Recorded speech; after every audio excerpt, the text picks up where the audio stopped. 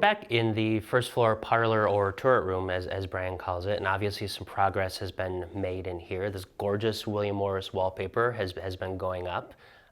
Local volunteer Paul Wood has spent a lot of time getting this correct. It's a period appropriate wallpaper that really is bringing this room to life. Brian, tell us a little bit about this cabinet and why is this so important, and what did you discover in this during this process?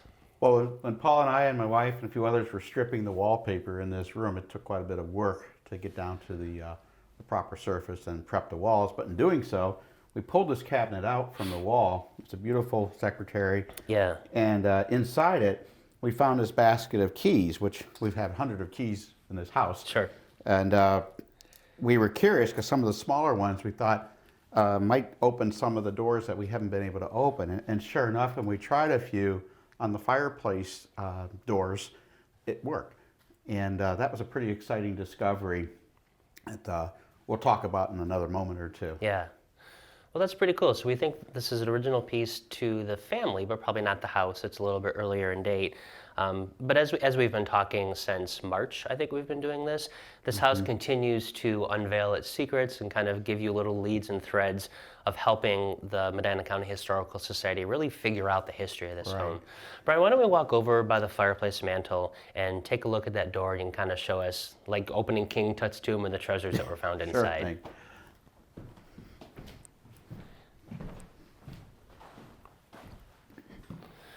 So as we'll find out in a little bit, this is clearly the mantle that is here now, but there were some secrets that were found in this. So you found this basket of keys and this beautiful secretary wardrobe, opened these doors that previously had been shut for we don't even know how long. Long time. And what was inside? Well, we found a large yellow envelope addressed to R.M. McDowell from about 1889. And it was stuffed in here with other papers and some drawings that we'll show you in a few minutes. Yeah. And it was just a real treasure trove. As we've come indoors, working through the winter in this house, as Matt just said, we're discovering little tidbits of history along the way. And this was really an exciting find, as you'll see in just a few moments. Yeah, well, why don't we go and take a look at what you did discover inside and how that's helping tell the history and the evolution of how this beautiful house even came to be here. Sure.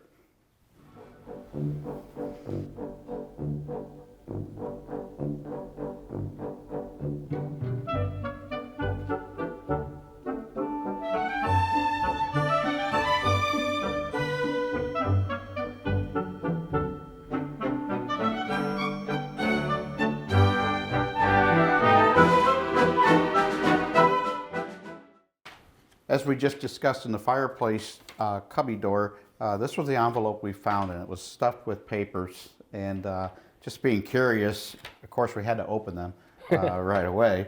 And in it, the first thing we found was this folded original design of the mantle in that turret parlor, which must have been an original rendering or early rendering, because the final product doesn't resemble this design much at all. Right, it's kind of cool. Like the original drawing still has doors on it, or the little cubbies that you eventually found, but some different columns. And I think that's what's kind of cool when we go into an old house.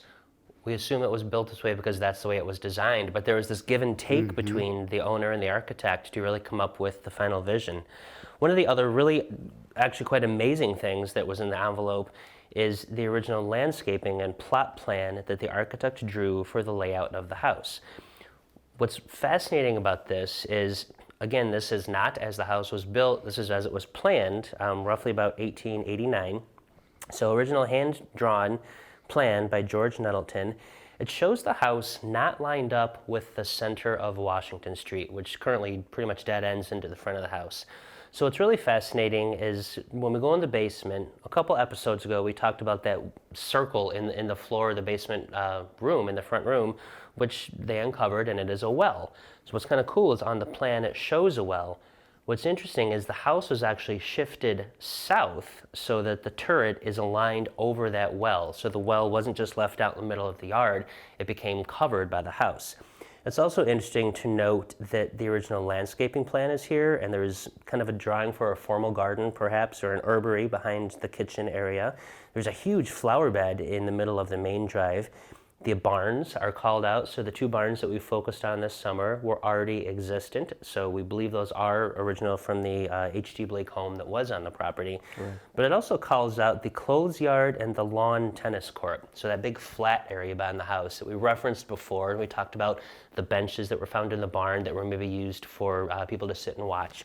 So this is just really a fascinating document that shows the maybe original iteration of the house and its plan, and then the evolution that took place. The other truly amazing thing within that envelope is this letter back and forth from the H.W.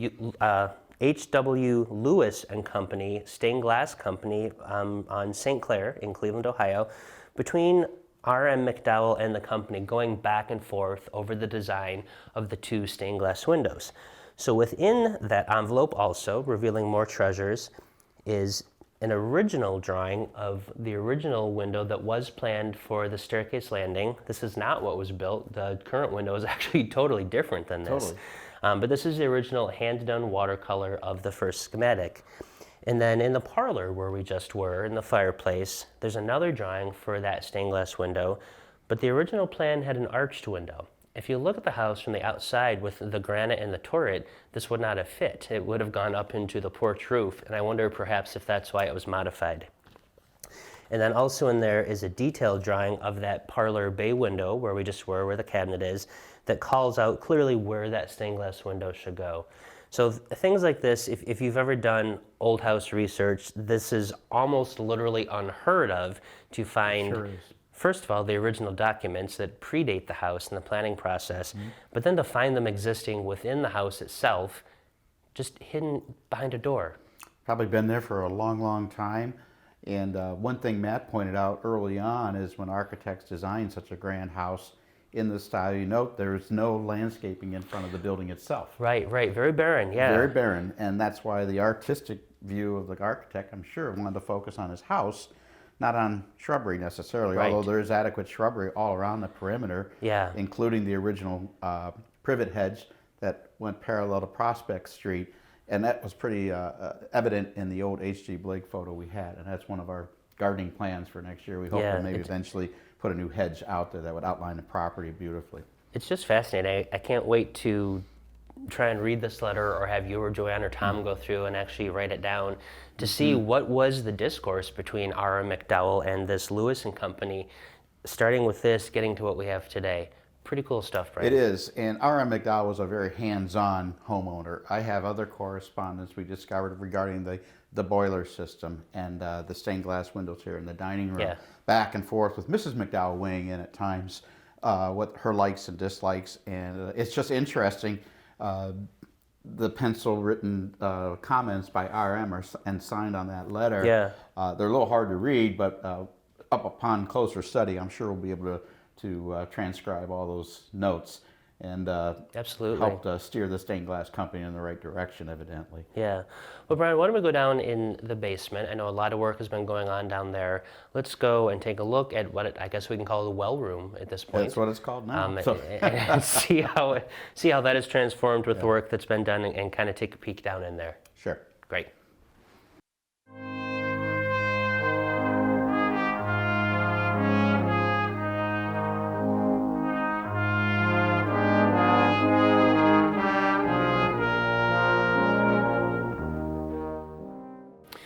We're back down under the turret room, and the last time we were here, I think in an episode, maybe 2 or 3, we had visited this room and did that walk through the basement, and there was stuff everywhere, there was furniture everywhere, there was the old icebox down here, and the floor was a mess.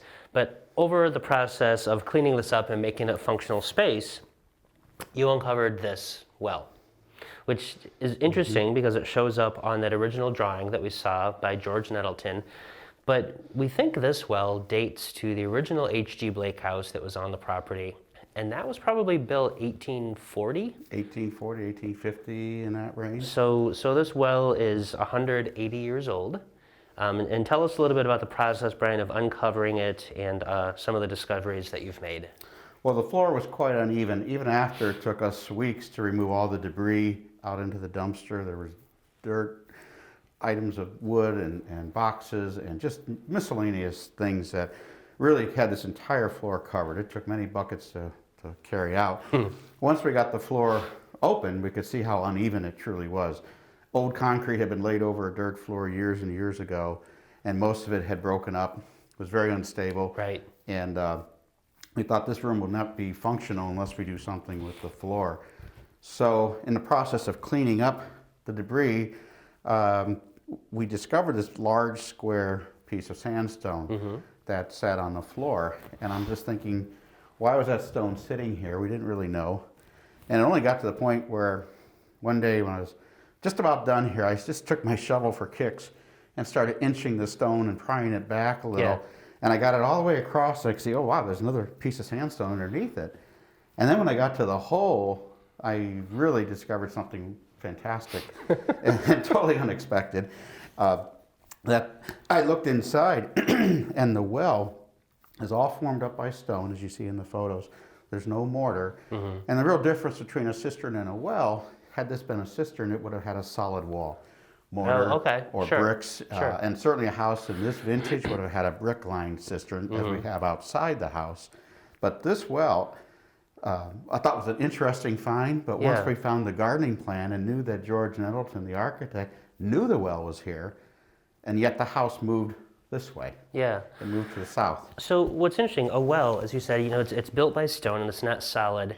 And there's currently water in this, so we think that's the water table.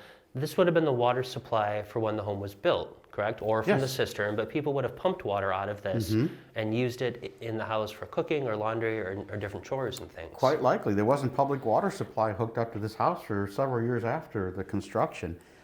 So in the process of uncovering all the debris, I found this large piece of tubing connected to a galvanized metal spout and a small hand pump like inside it. And at the time, I didn't really think much about it. I thought, this was a piece of junk, I'll throw it out in the scrap pile. But I kept it, and then all of a sudden it dawned on us once we found a well that this was the only piece in his basement that would have had enough extension to reach the water table. So most likely, when the McDowells used this well, they had some kind of wellhead here, and this spout mechanism would have drawn the water. It's just basically like a tire pump, a suction like a syringe almost. Yes, very similar. And the spout you can see on it isn't real large, but it would certainly have been enough to fill the boiler or perhaps help on the laundry, although there is some water hookup over there. But until public water came into the house, they probably relied on this well and the cisterns for their water supply. Well, it's interesting that you pointed out that I never thought about. So we're about 8 feet below ground level. So if this was the original well from H.G. Blake, this likely would have been at ground level. And it begs the question, which we'll never know. There are some grooves here, you know, and it makes you wonder, was there a bucket on a rope that from lowering it up and down has worn it down over here? Or was there a wooden lid that went on and kind of locked in so kids and stuff wouldn't fall down in the well? It would have been a dangerous thing to be open. And so we naturally assume, though, it would take some pretty strong guys to hoist this sandstone in one piece. It's a large, it's probably almost 5 feet diameter. And to bring from the grade level back here, and of course the construction people had to work around this as well. True. There's another real impediment. I'm sure the stonemasons weren't crazy about not falling into a well while they were working. So it's kind of an interesting discovery. And it just was even more so once we saw it on the original drawing, that it gave us proof that this was part of the house next door. Right. And you certainly would not have drilled a well in modern days in your basement. You And might have had a cistern, here. but you would certainly not have drilled a well. Well, this would be really cool, you know, when the house is finally open for tours, hopefully in 2021. Certainly a lot of stories to tell and things that continue to be uncovered. So we hope that you will continue to tune in and join us in this fantastic journey through the McDowell-Phillips home. Thank you so much for joining us today, and we'll see you next time.